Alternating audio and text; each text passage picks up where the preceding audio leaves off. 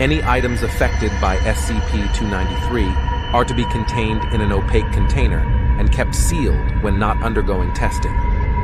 Any items found to be affecting staff or subjects not undergoing testing are to be immediately destroyed.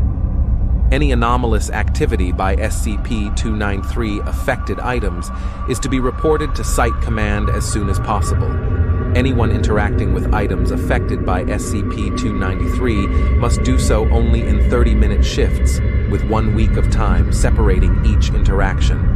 This includes physical handling, observation, both physical and via camera or other recording device, testing, and any other activities that bring an SCP-293 affected item into contact with human beings. SCP-293 is currently held to be some form of intangible force or presence. Questions have been raised regarding a possible intelligence behind SCP-293 in light of subjects' reactions. However, these are still unfounded. SCP-293 is most visible in its effect on human behavior and is only detectable in very advanced cases as a very slight auditory disturbance. This lack of presence forms the major issue with SCP-293 detection, as it is almost impossible to detect if items or people are infected by SCP-293 without long-term observation. SCP-293 bonds to physical items, in most cases small, lightweight items. However, larger items, such as cars, trees, and in one case, a 2-story residential home, are not unknown. SCP-293 will spread to new items if they are left in close, 2 meters or less proximity for several weeks. SCP-293 does not appear to bond living things, and its effect is only visible in humans. It is unknown how SCP-293 spreads to new items, or what the criteria are for an item to be bonded. However, there appears to be a higher probability of bonding for items that can be easily carried, transported in a human hand. SCP-293 causes those affected by it to become progressively obsessed with the item it is bonded to. This process appears to be accelerated by observation and physical contact with the item affected by SCP-293. Subject will rapidly become withdrawn and antisocial, and react violently to anyone attempting to touch or remove the item.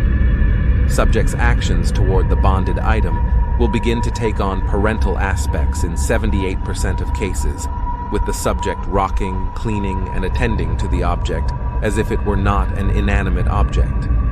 Attempts to interrupt these rituals or bring attention to the inappropriateness of this behavior will cause the subject to enter an extreme state of fear, depression, or anger, which persists for an extended period of time.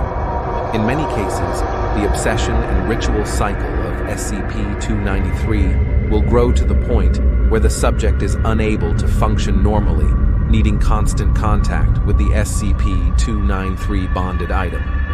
Subjects will show a marked and progressive impairment of performance in simple tasks, such as preparing food, engaging in personal hygiene, or sleeping.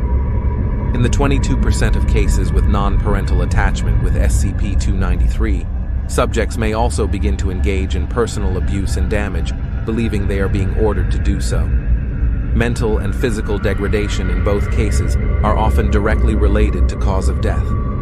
Attempting to remove the item from the subject will cause the subject to enter a violent, fearful, depressed, hysterical, or one of many other mental states.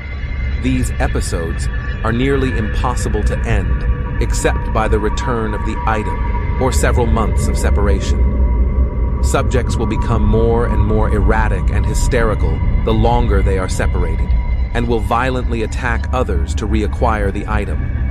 Subjects will often commit suicide after several days of separation from, or loss of, the SCP-293 affected item.